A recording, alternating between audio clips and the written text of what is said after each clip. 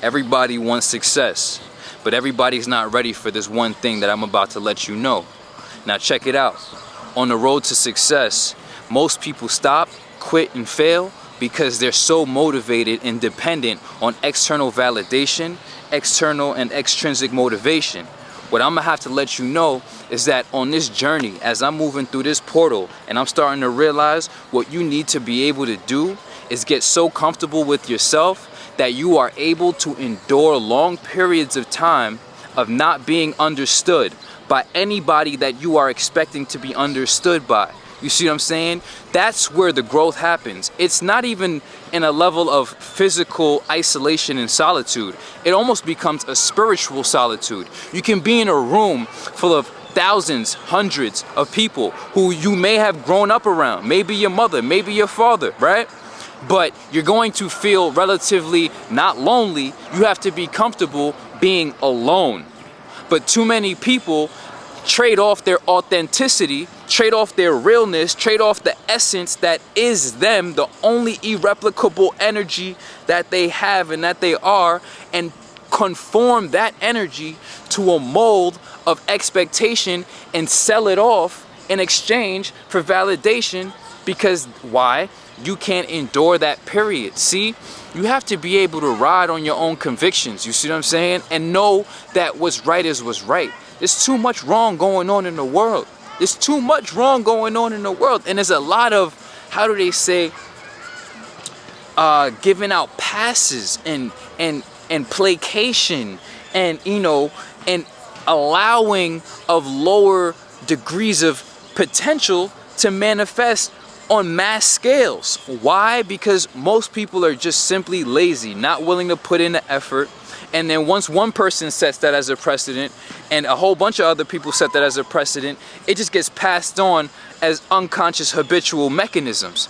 You see what I'm saying? People are not recognizing that they're not actively thinking, they're just behaving as products of their environment. So until you are ready to shine as yourself, by yourself, become your fullest self, so that people can then experience and perceive the stimulus that is that higher expression, that authentic expression that you haven't sold off, which is actually to the better benefit, instead of just saying, oh, you know what, I'm gonna just get with whatever's going on around me just to save face, you know, to deny what you are in order just for peace and quiet.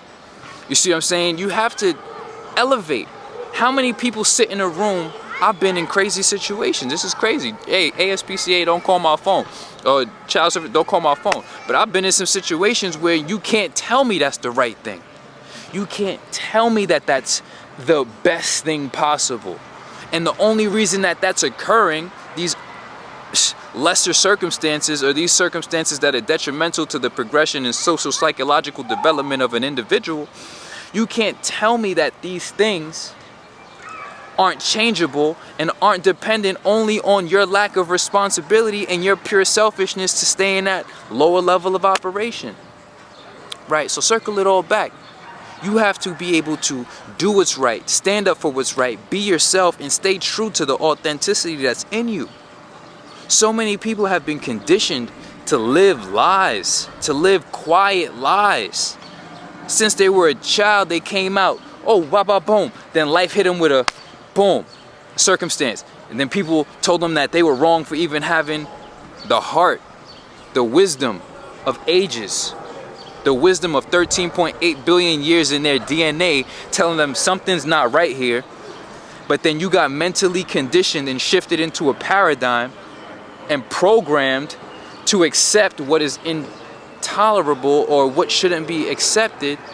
And now you're seeing the manifestations of inefficient operations. So this video is for everybody out there to recognize that we need you to operate at your highest function. And you're never gonna tell me that there are things in this world that are not lessening you because you want to exchange it for a pleasure feeling. People talk about it's not that bad. No, listen, is it absolutely good? Right. People may feel a certain way, but what's really real? You see what I'm saying? What's the facts? You know what I mean? Certain things have to go in order for us to grow. We can't hold on to incompatible things.